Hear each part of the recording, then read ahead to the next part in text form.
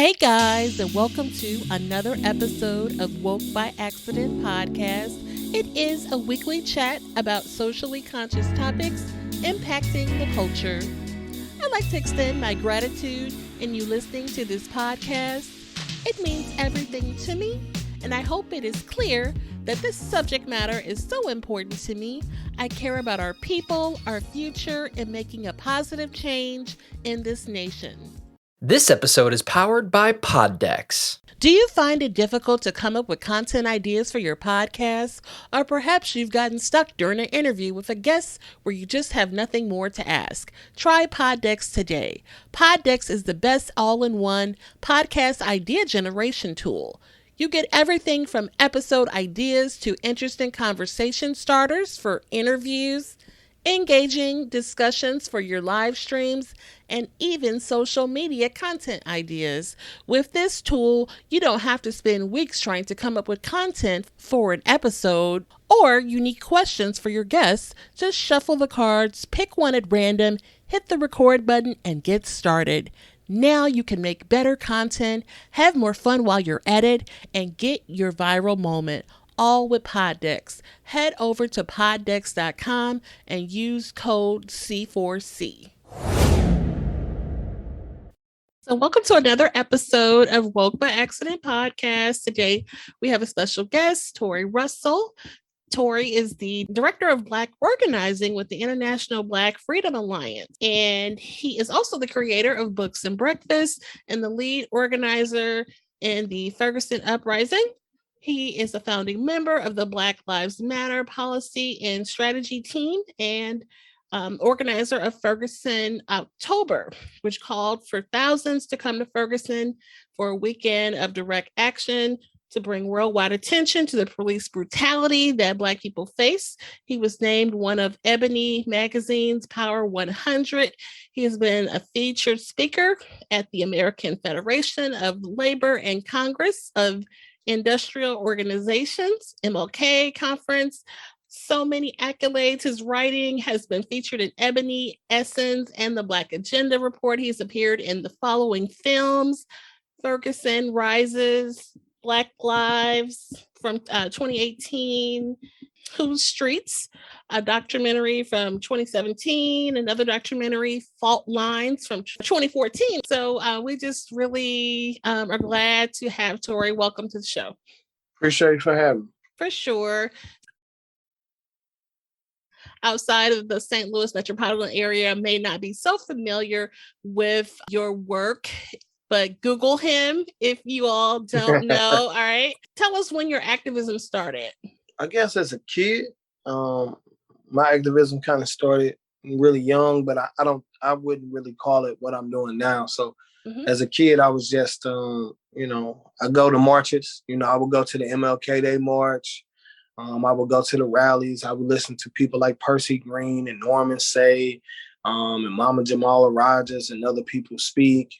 And I would show up. I think my activism in this current day really what took it to another level and became my life is the killing of Mike Brown at Ferguson, August 9th, 2014. That kind of changed my life. And so before that, I would just say I was a protest body. I quickly became an activist, and then I learned how to be an organizer in the movement and for the liberation of our people. Right. So tell us about how you got started in the movement with the Mike Brown situation. I know that was really one of the inspirations of my podcast, especially when the case was reopened. But you were there in the beginning. So what was that like? And, share with us about that, how it changed your life. Ferguson in the beginning, it was freedom. It was Black liberation. I don't know how to describe it. Black people was taking care of each other. Black people were advocating for each other. We were a safe space for each other. We showed each other love. People got there on the bus, went home on a ride. You didn't need no food. Big Mama Julie and them gonna give you some hugs. There was some people and some posse with you to go heads up with the police. But we had space for us to love and grieve and build and empower each other in this Ferguson was much more than just the tear gas and the rubber bullets. Right. It was inspiration for Black people to come together and actually solve our own problems on our own terms. So I really appreciate just everything that happened in 2014 and let me get a little taste of freedom. Definitely. I've had two other brothers from St. Louis that were very involved in the movement, DeMarco Davison and Sir Irvin Williams. And we talked about just like how word got around town of what someone's body's laying in the street for 4 hours. And it's just like people just felt compelled, like, we got to do something. We got to go down there and see this. And, did you have that same, like, hearing the news and you remember what that was like? All right. So I'm going to give you something I've never really told nobody. So I got you. I'm going to tell you something. When Mike Brown was killed at around probably like a quarter till 10 minutes until noon. Right. I was on Twitter. I seen the body. First, I seen the picture of Mike Brown's stepfather saying, Ferguson PD just killed my unarmed son. I seen the pictures. I said, dang, something happened. But in actuality, I did like most people did. I sat on Twitter and argued with somebody. So my homie, Toya, who from Berkeley, we was just tweeting about it. And somebody she knew was like, oh, he robbed a store. He deserved to die. If you stealing, you should deserve to die. So I'm going back and forth with the dude. And he was like, and I was like, have you ever stole something? He was like, yeah. I was like, all right, what's your address? I'm finna pull up and kill you. And he was like, oh yeah, you talking. I was like, yeah, just drop your addy. Like we can, wow. What's up? And he stopped talking. He just stopped talking. And then I was like, damn, I'm sitting here a year after Trayvon Martin. I'm sitting here on Twitter talking about what should be done or this ain't right and this in my city. This not in Sanford, Florida. This not Oregon. I'm not in Staten Island. This right here at the crib. And so I called my homeboys. I live 2 blocks in West Florissant. So we drove up West Florissant, took like 10 minutes. And history happened. Yeah. Wow. Yep, I think everybody from St. Louis kind of remembers like seeing the pictures and then just hearing the news, being compelled to, do something or wanting to do something. You work closely with the family too and things like that. So that's awesome. When George Floyd happened in May 2020, and then the reopening of the Mike Brown case, I think it's safe to say that everyone from the family to the community was highly disappointed at the outcome, that Darrell Whistle would not be indicted or face any charges, even with the reopening, which a lot of people don't know about that reopening because it was kind of quietly reopened. You were actually there again at the press conference with that news being announced. What was that moment like? And what is your opinion of that outcome? That was a hard day. When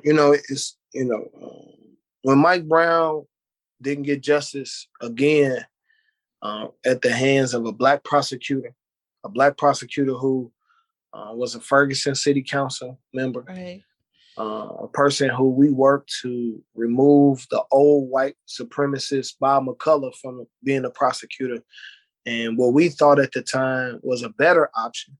And he made all these lies. He lied to Mike Brown's parents and said that he would reopen the case and get justice for their son.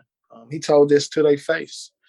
He talked to us, activists and protesters. Now he, after the press conference and kind of shutting it down, and all of that, and probably making them famous in a different way. He acts like he doesn't remember those planning meetings. And that's the thing that we have to be very cognizant of who we putting in, especially if they Black. Okay. It's not good enough. The Obama veneer of politics should be gone.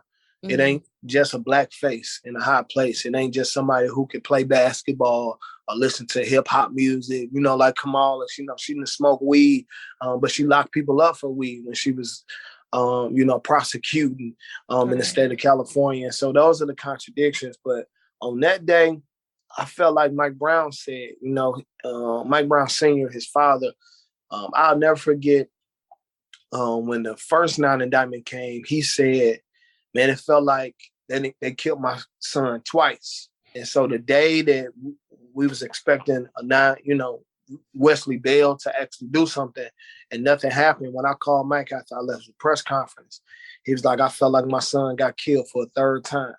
Yeah.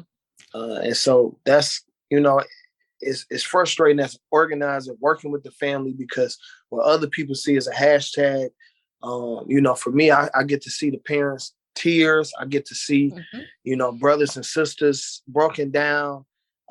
And I get to see that the system has never worked for Black people, even if you put a Black person in it. Right. Yeah.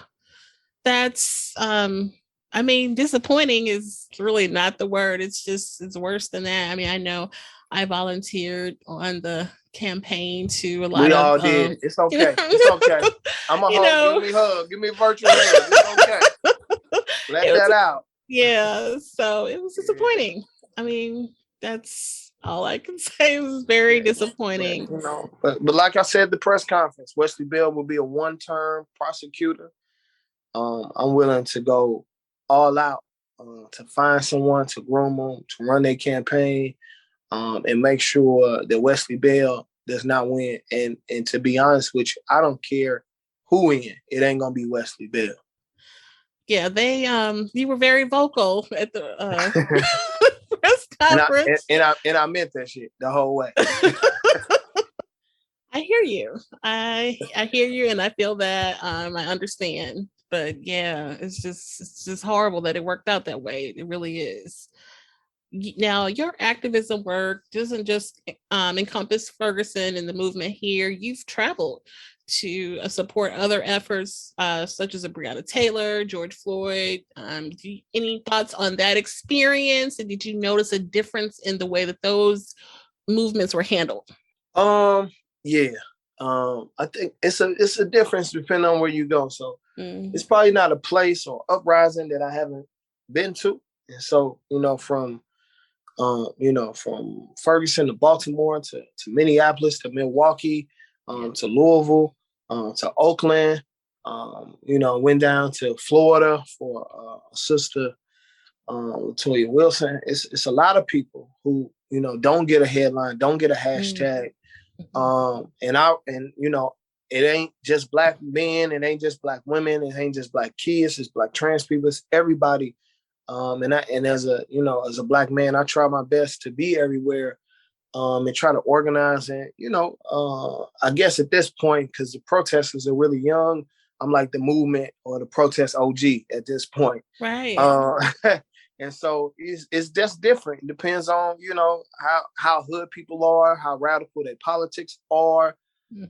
Is they scared or not, So, Ferguson was like, if all the people, because we're St. Louis, we one of them high school cities. So if all the bad high schools was outside protesting, that's what Ferguson was. Sumner, Beaumont, Vashon, Roosevelt, Jennings, Normandy, Wellston, a little U City, throw a little Hazelwood Central and East in there. Like it's everybody outside, right?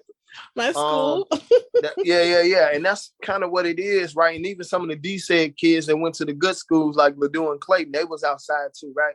But it's a difference. In Minneapolis, it was just a different feel. It was more Africans. It was more kind of people that, students, and some people that have a little bit different kind of understanding of the system.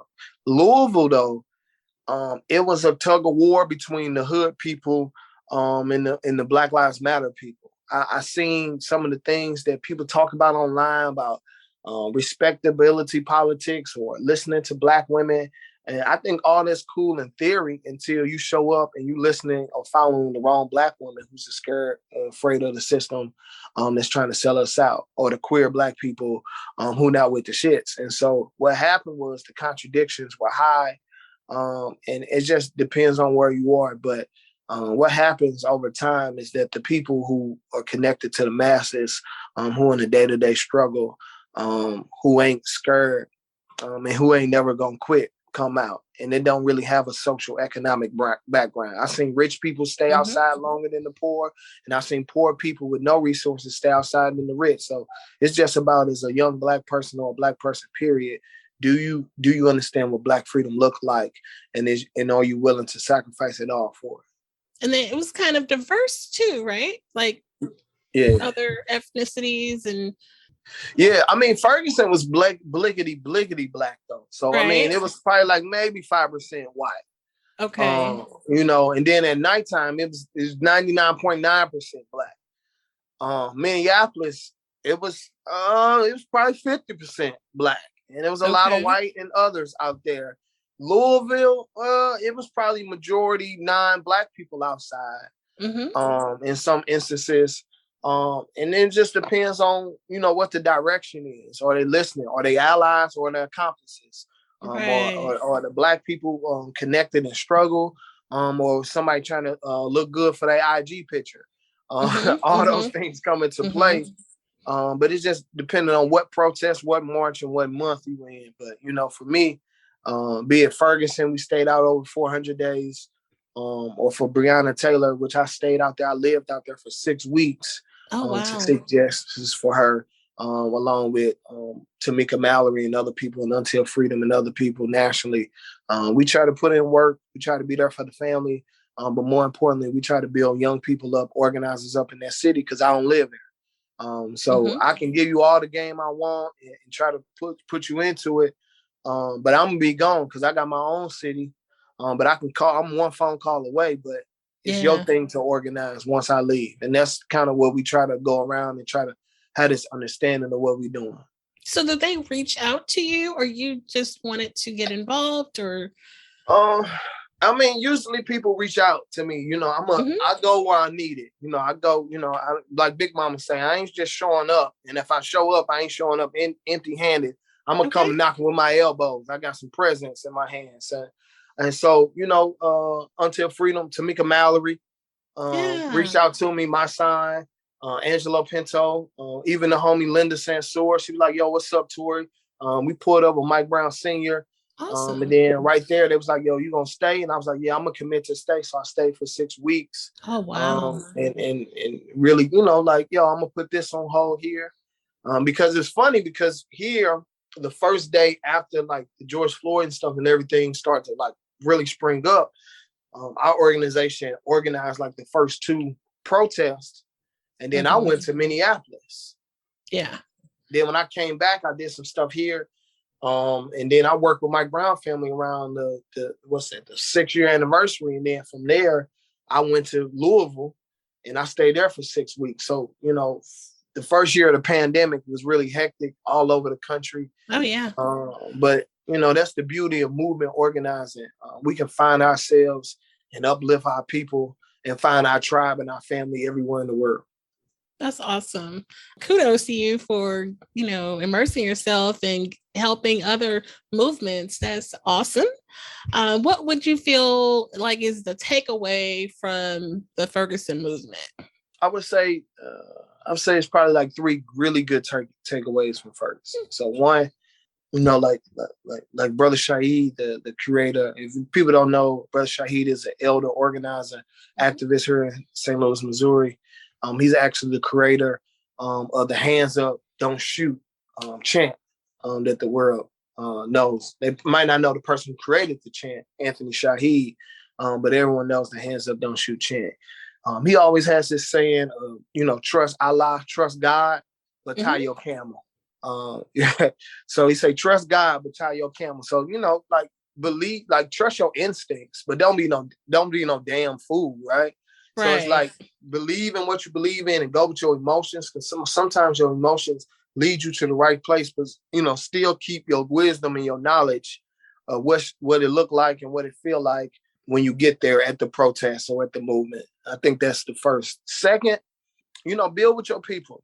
Don't look for, hashtags. I know I didn't tweet much I wasn't posting. Matter of fact, I didn't have a Facebook. I didn't have an Instagram. I only had a Twitter at the time. And I probably tweeted 30 times in 100 days. Okay. So other people was doing that. And by the time I looked up and found out that people wasn't saying the right thing or really putting out the right messaging, it was over. So I would say just be aware of all positions, right? Because if we on a team, an organization or movement is just a team. It's just a tribe or a family. So make sure you building with your people, and everybody's in the right place. You know, like you do the media, Jen. So I'm not asking you to go march 5 miles here and 5 miles back with me, and talk about this. No. You need to be putting out the narrative for the masses of people, and I need to just report back to you and let you do it and chop it up the way you do it and put everybody in place. Third, not on all skin folk ain't kinfolk, but more importantly, make sure that who you organizing your freedom with, be careful of that, because some people's freedom looks like your oppression. Okay. I'm going to say that again. Some people's freedom looks like your oppression, right? So some people scream visibility for groups of people, Black people, and what they saying is me. They cloaking it, and we need to uplift Black women. And it's only you, the only Black woman being seen. We need to uplift local leadership, but you talking about yourself. Just say that. Okay. If you want to be famous, just say that. If you want to be seen, just say that. Don't do it in the cloak. And so, that's the thing that we have to understand. So really dive into what does freedom look like? What does it smell like? When we build it, you sharing your last with me? Can I get in your car? Dreaming of this, is it okay for you to cuss people out and how you operate the social capital? Get really into it with these people, right? So you can build and identify your family and your tribe, because when you meet somebody in the midst of a revolutionary moment or building something for your community project or community garden or something, it feel good until attention happens. Right. And then you be too late. You be $100,000, $50,000 into a grant. Y'all be 9, you be 20 weeks into a podcast. It's over, baby. Y'all basically married in the work now, right? So before you go into it, make sure that the people that you organizing with, freedom does not look like your oppression, because then you ain't got to dim your light so somebody else can shine. Definitely. And so you've already given us some great nuggets there. Any other advice for someone that's, hey, I want to get involved. What can I do? How can I get involved? If you want to get involved, I'm going to get a shameless plug, and I'm going to say go to ibfa.org. That's THEIBFA.org. Okay. We're an organization. We do what we call 4 tiers of organizing and 4 pathways. We work on politics. It's very key. We need not only the Black professional class and Negroes with degrees, but we need Big Mama, Nook, and Pookie to be the elected officials in our community, because they represent us. I've seen Big Mama do more with a pocketbook and $5 than I've seen any politician do with a federal, state, or local budget. And so those are the people who should probably be controlling the purse strings in the Black community. Also the builders and the uncles and all of those people should be in that. We also do community organizing. So of course, we do the breakfast program. We'll be starting back up. We're doing a book drive, but we also want to get into 10 cities by May of 2022. And so we do the Black Panther. And then the third is we do Black economics. I know a lot of Black people, Black leftists, talk about what's Black capitalism. Should we have money? But you can't have a revolution or a fight or equality or empowerment or none of those things if you ain't got no money. Right. Let's keep it a buck. If we can't fund it ourselves and we can't fund it with integrity, if we can't have our own media that goes out to the masses, then how are we supposed to raise the consciousness of our people? And then last but not least, if we can't vote it away, if we can't grassroots organize it away and build institutions, and if we can't build economics and protect those economics, then we should be building towards Africa, which is our 4th tier of organizing. So we call this 4 tiers the philosophy of the ballot, the bullet, the buck, and the boat. Okay. And so you vote it away, organize it away, Black economic away, or go home to Africa, And so we can be somewhere where we can be safe. And I would rather struggle in a continent with 1.2 Africans that's just like us. They messed up just like us. Okay, they need some decolonizing just like us. Okay, but I would rather struggle with our own people on our own land, with autonomy and sovereignty, in the spirit of Black love, Black unity, and Black power, than struggle outside of it. And so those are 4 tiers. And if anything sounds good to you, go to the International Black Freedom Alliance, which is IBFA.org. Do your registration. Somebody gonna hit you up. Make sure you're not the feds, and then we're gonna get to organizing. Okay, awesome. I'll have that link posted. So thank you for sharing that. And then I wanted to get your thoughts on these recent convictions of officers, these officer shootings, Kim Potter with Daunte Wright and Derek Chauvin with George Floyd, and the convictions of the 3 gentlemen, if I don't even, for Ahmaud Arbery, McMichaels, and William Bryan.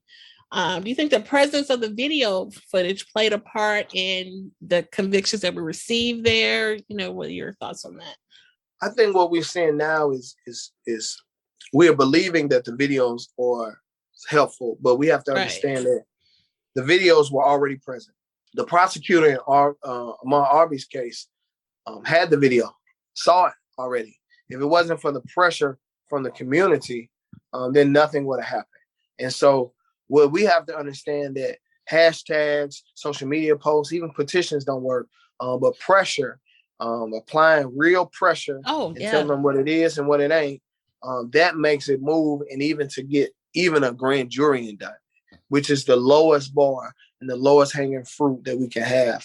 I feel like what's happening is for the sake of white supremacy to be able to evolve, and trick more people to believe that the system can be reformed in any kind of substantial way. They are willing to sacrifice a few for the vast majority of them to continue to kill us. We just seen in Georgia, a brother named Jason, who I actually went to a revolutionary healing retreat in Georgia with, was killed by off-duty sheriff, and the sheriff lied. And so videos don't matter to white supremacy.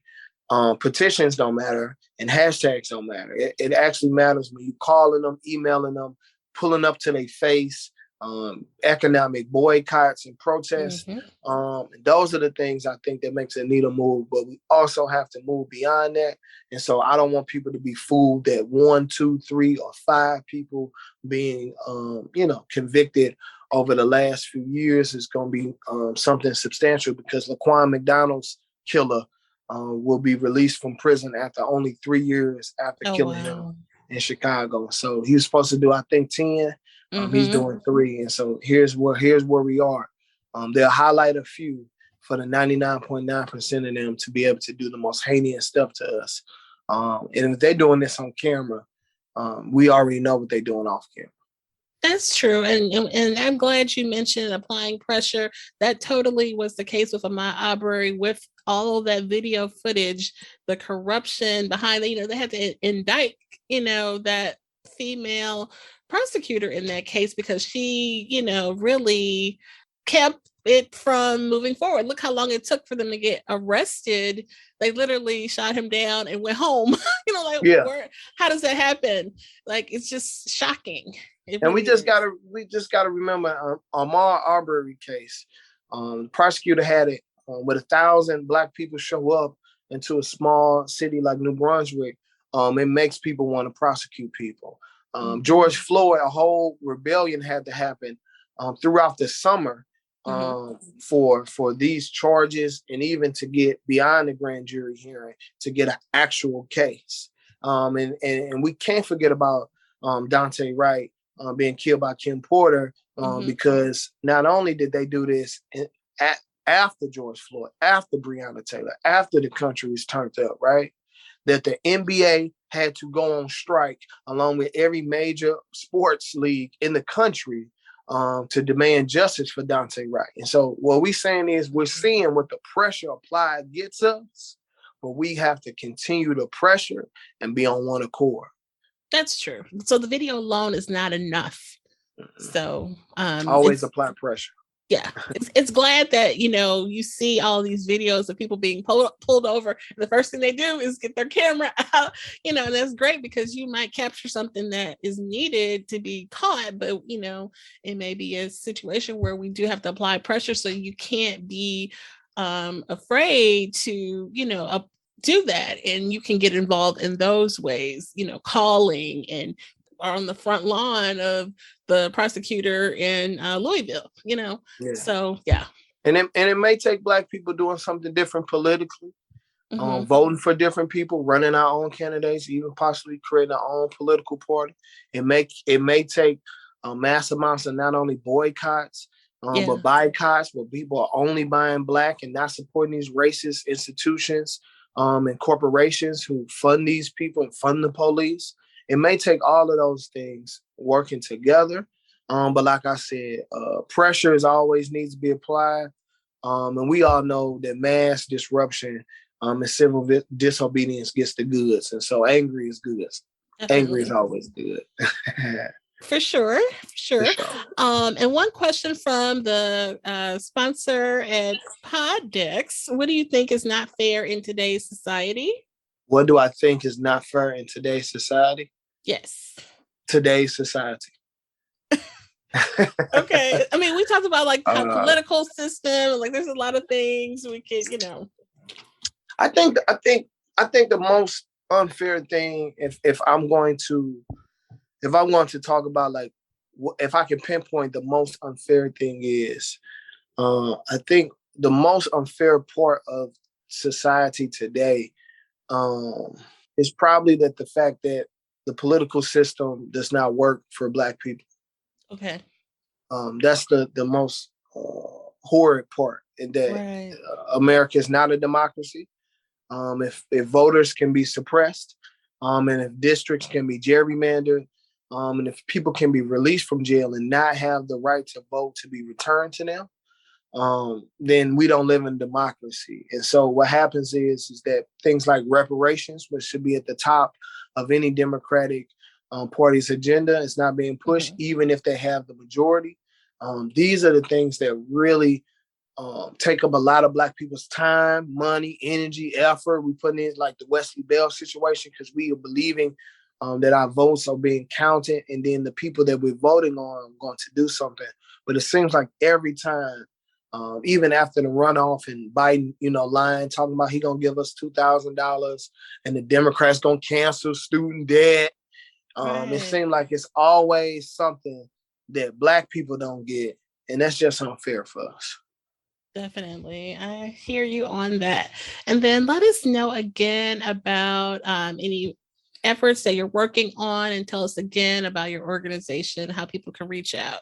So our organization is a Pan-African organization. We work around the world, meaning we believe that Black people should be unified. We believe in our 4 principles of Black self-determination, Black love, Black unity, and Black power. And so no matter where you are, even if you don't want to work with other people around the world, if you just want to do work locally, do work at your state level, do stuff in your nation, or work with people wherever they want and be that, that's how we kind of work. We're not gang banging on the set. You ain't got to be a Pan-Africanist.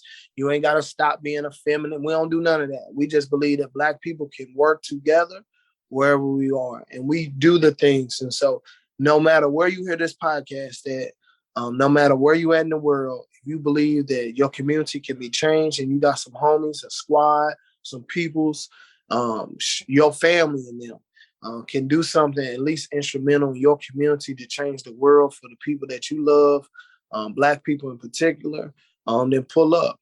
Because we do, like you said, we do the grassroots. And so right now, we just building structures out. We working on 1, the Black agenda, 2, getting the breakfast program, making sure we have enough books. We got enough pancake mix and sausage and all of that.